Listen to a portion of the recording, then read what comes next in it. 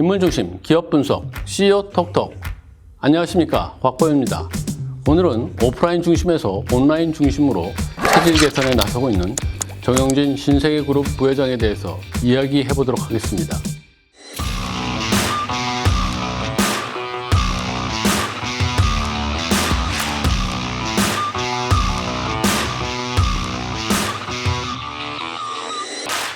정영진 부회장이 이커머스 사업의 확대를 위해서 이베이 코리아를 3조 4,400억에 인수하는 데 성공을 했습니다.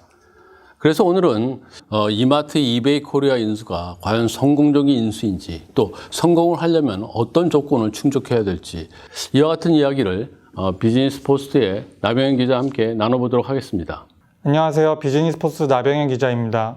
네, 나병현 기자. 요즘 그 유통업계에서 정말 뜨거운 이야기가 바로 그 이커머스 사업입니다. 특히 그 신세계그룹이 이베이 코리아를 인수하면서 정말 유통업계에 지각 변동이 일어날 수도 있다, 뭐 이제 이런 얘기가 나오고 있는데, 또 반면에는 3조 4,400억이라는 이 돈이 이베이 코리아 몸값으로 너무 비싼 거 아니냐, 그리고 이게 정말 과연 그 성공한 인수합병인지 잘 모르겠다, 뭐 이런 얘기가 나와요. 그래서 이게 승자의 저주가 되는 거 아니냐, 뭐 이런 걱정도 나오는데, 이베이 코리아의 인수 어떻게 보는 게 맞을까요?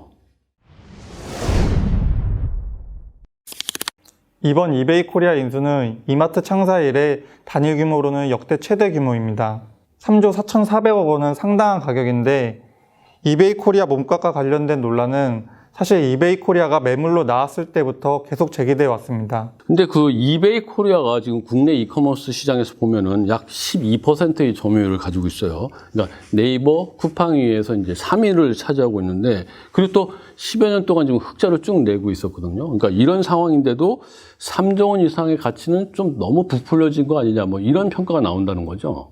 네, 이베이 코리아가 매출 측면에서는 규모가 상당히 있고 흑자를 내고 있다는 점에서 이런 부분이 강점으로 부각되고 있기는 합니다. 하지만 이베이 코리아가 보유한 지마켓이나 옥션 등의 플랫폼은 성장성 측면에서 의문이 제기되고 있습니다. 롯데쇼핑이 이베이 코리아 인수전에 참여했다가 인수를 포기했던 것도 이런 성장성 측면 때문으로 분석됩니다. 그렇군요. 그런데 이제 이베이 코리아의 경쟁사라고 할 수 있는 이 쿠팡은 매년 이제 손실을 내면서도 올해 뉴욕 증시에 상장했어요. 지금 뭐 시가총액이 70조 원이 넘고 뭐 이러고 있는데, 그러면 쿠팡과 이베이 코리아가 이처럼 다른 평가를 받고 있는 그런 이유는 뭔가요? 우선 최근 전 세계적으로 직매입 위주의 이커머스 사업이 주목을 받기 시작하면서 오픈마켓 위주인 이베이 코리아는 상대적으로 저평가받을 수밖에 없는 구조입니다. 여기서 오픈마켓을 간단히 설명드리자면, 인터넷에서 판매자와 구매자를 직접 연결해서 자유롭게 물건을 사고 팔 수 있는 곳을 말하는데요. 이베이 코리아는 국내 오픈마켓의 원조라고 볼 수 있습니다. 그런데 그런 오픈마켓과 달리 이 아마존이나 쿠팡은 직접 그 상품을 구매하고 재고로 이제 창고에 넣어둔 다음에 이것을 할인해서 직접 판매하는 이런 방식이란 말이죠. 네, 미국에서 오픈마켓으로 초기 이커머스 시장을 장악했던 이베이와 달리 아마존은 이런 직매입 방식을 들고 나왔고, 배송 속도 측면에서 아마존은 이베이를 압도했습니다. 예를 들어 이베이에서 물건을 사면 일주일 걸리던 것이 아마존에서 사면 이틀 정도면 물건이 도착하기 때문에 배송 측면에서 큰 차이가 날 수밖에 없었습니다. 이런 배송 경쟁력은 아마존과 이베이의 위치를 완전히 뒤바꿔 버렸습니다. 현재 아마존의 시가총액은 2,000조가 넘는 반면 이베이의 시가총액은 50조 원에 그칩니다. 그렇다고 하면 이베이 코리아도 이제 물류센터나 이런 것들이 부족해서 배송에 있어서 이제 경쟁력이 떨어질 텐데, 그 정영진 부회장이 3조 원이 넘는 이런 거금을 두고 이베이 코리아를 인수하는 그 이유는 뭔가요? 정영진 부회장이 이베이 코리아 인수를 확정한 뒤 했던 말을 보면 이 이유를 알 수 있습니다. 얼마가 아니라 얼마짜리로 만들 수 있느냐가 의사결정의 기준이다. 즉 이베이 코리아가 지금 배송 경쟁력 등에서 약점이 있더라도 충분히 가치를 높일 수 있다고 판단한 것입니다. 이베이 코리아는 270만 명의 유료 고객과 국내 최대 규모의 판매자들을 가지고 있습니다. 정 부회장은 물류 부분을 강화해 배송 경쟁력만 갖출 수 있게 된다면 쿠팡 등과 충분히 경쟁해 볼 만하다고 판단한 것입니다. 그렇다고 하면 이제 유통업계 전문가들은 이 이마트의 그 이베이 코리아 인수가 앞으로 성공할 거다, 뭐 이렇게들 내다보고 있나요? 긍정적 전망도 있지만 부정적 의견을 내는 연구원도 있습니다. 예를 들어 외국의 한 증권사 연구원은 이베이 코리아의 플랫폼은 이커머스 1세대인 오픈마켓 플랫폼인데다가 이마트 등 이미 기존 업체들과 차별점이 없다고 말하면서 시너지를 낼 부분이 별로 없다고 지적했습니다. 네, 그럼 결국 이베이 코리아가 배송 경쟁력을 어떻게 끌어올릴 수 있느냐가 성공적인 인수가 되느냐 아니면은 승자의 저주에 빠지느냐 이걸 결정하는 아주 중요한 요소가 될 수 있는데 그렇다고 하면은 정영진 부회장이 물류센터를 짓기 위한 그런 계획들을 좀 세워놓고 있나요? 네, 이베이 코리아가 경쟁력을 갖추려면 인수 뒤 투자는 필수적일 것으로 보입니다. 정영진 부회장은 이베이 코리아를 인수한 뒤 4년 동안 물류센터에만 1조 원을 투자하겠다는 계획을 세워뒀습니다. 네, 지금 이제 1조 원의 자금을 추가로 투여한다고 하면은 이미 이제 매수 대금으로 이제 3조 4천억을 썼어요. 이걸 다 합치면은 4조 원이 넘는 돈이 필요하다는 얘기인데 그만한 그 자금 여력이 이마트에 있을까요? 현재 이마트의 보유 현금을 보면 이제 1조 9천억 원 정도 됩니다. 그럼 최소 2조 원 이상의 추가 자금이 필요하다 이런 얘기인데 자, 정영진 부회장은 이 자금을 어떻게 마련할까요? 네, 이 때문에 사실 이마트가 네이버와 협력해서 컨소시엄을 구성한 뒤에 이베이 코리아를 인수하려고 했다가 이제 결렬된 건데요. 이 때문에 현재 이마트가 자금을 조달할 수 있는 최선의 방법은 지금 가지고 있는 보유한 부동산들을 자산 유동화를 시켜서 자금을 확보하는 방법이 최선으로 보입니다. 네, 이마트는 그 보유하고 있던 부동산을 매각을 하고 이제 임차에 들어가는 방식으로 자금을 확보했습니다. 최근에 보면 그 올해 초에 이마트 가양점을 매각했어요. 그래서 한 6,800억 원 이 정도를 확보하고 그랬었던 것 같아요. 네, 현재 추가적으로 매각할 수 있는 이마트 점포는 100개 지점 정도 있는데요. 아마 올해나 내년에 일부 지점들을 유동화하고 일부는 또 금융권에서 자금을 조달하는 방식으로 투자 재원을 마련할 것으로 보입니다. 최근에는 이마트 성수동 본점을 매각한다는 이야기가 또 나오고 있는데요. 이거를 매각한다면 약 1조 원 정도를 또 추가로 확보할 수 있을 것으로 예상됩니다. 그럼 아까 얘기한 것처럼 4년 동안에 그 1조 원의 물류센터를 짓는 데 투자한다고 했는데 이걸로 쿠팡의 대항마가 될 수 있을까요? 쿠팡은 보면 이미 올해 이제 물류센터 신규 투자가 1조 원을 넘겼다. 이런 뉴스가 좀 나오고 있고 그다음에 뉴욕 시장에 상장한 뒤에 쿠팡 자본금이 3조 5천억으로 늘었다. 이제 이렇게 여러 가지 소식들이 나오고 있거든요. 신세계그룹 입장에서는 쿠팡이 따라갈 수 없을 정도로 경쟁력을 갖추고 나가버리면은 자칫 이마트의 이제 물류 투자 이런 게 밑빠진 독에 물 붓는 그런 식으로 허망한 게 되지 않을까 이런 우려도 나오고 있어요. 맞습니다. 사실 쿠팡의 성장은 이베이 코리아의 부담이 될 수밖에 없는 구조입니다. 이베이 코리아는 공산품을 주요 카테고리로 하고 있는데 이는 쿠팡이 취급하는 품목과 완전히 겹칩니다. 신세계그룹이 이커머스 사업에서 시장 점유율을 확보하기 위해서는 마케팅비 확대도 불가피할 것으로 예상됩니다. 실적 불확실은 이 때문에 커질 수밖에 없습니다. 네, 그렇군요. 그렇다고 하면 신세계그룹은 이제 인수한 이베이 코리아하고 시너지를 극대화할 수 있는 그런 방향도 좀 마련해야 될 것 같은데 이 부분은 좀 어떤가요?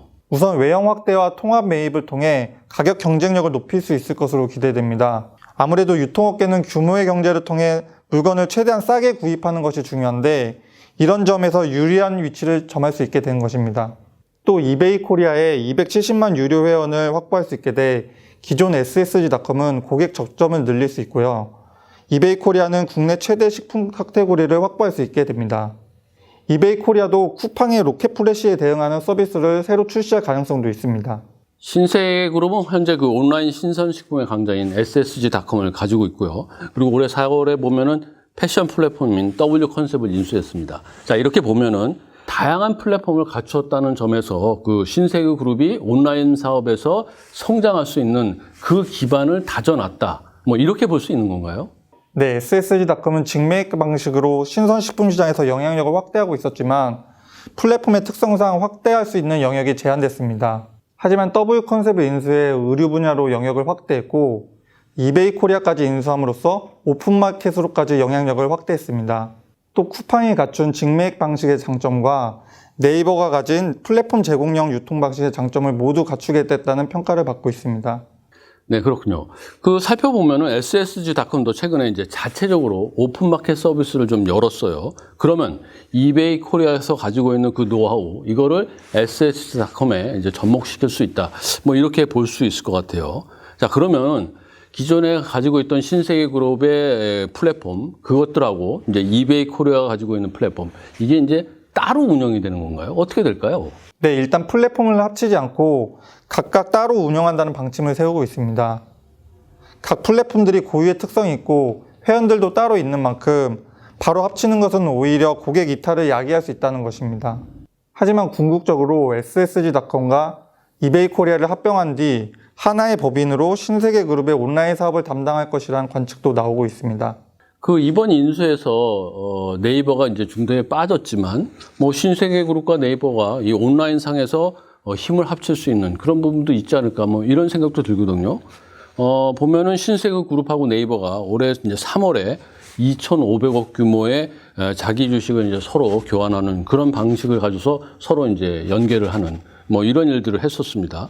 그래서 그 네이버가 이베이 코리아 인수전에 참여하지 않은 것도 이 독과점 우려 때문에 그런 거다. 그런 얘기가 나오고 그래서 네이버하고 신세계그룹 간의 이 제휴관계 이건 계속 유효할 것이다. 이런 얘기가 나오고 있거든요. 그렇지 않나요? 네, 이베이 코리아와 네이버의 협력도 가시화될 것으로 예상됩니다. 온라인 쇼핑을 이용하는 상당수가 네이버에서 먼저 상품이나 서비스를 검색한 뒤에 그 결과를 보고 G마켓이나 옥션 등의 사이트로 이동하는 경향을 보이는 것으로 파악되고 있는데요. 따라서 네이버와 협력할 수 있는 부분은 무궁무진합니다. 유통업계에서는 신세계 포인트와 네이버 페이, 이베이 코리아 멤버십을 연계한 패키지 서비스가 새로 나올 가능성이 제기되고 있습니다. 영향력이 급격히 커지고 있는 네이버 페이를 활용해서 쇼핑, 간편 결제, 포인트 적립 서비스를 묶어서 고객을 새로 끌어들일 수 있기 때문입니다. 네, 그럴 수 있겠네요. 보면 그 네이버 페이가 지난해 말 기준으로 가입자가 이제 3천만 명, 그리고 이제 거래액은 7조 8천억에 이릅니다. 정말 국내 최대의 모바일 결제 수단이다. 뭐 이렇게 볼 수 있을 것 같은데요. 뭐 이제 선불 충전금을 충전할 때 그걸 또 사용할 때 포인트에 이제 혜택을 주는 이런 방식으로 가입자 수를 이제 급격하게 늘리는 이런 것들을 하고 있는데 그 신세계그룹이 그 자체의 간편 결제 시스템인 SSG 페이를 가지고 있어요. 근데 이걸 놔두고 네이버 페이를 활용하게 될까요?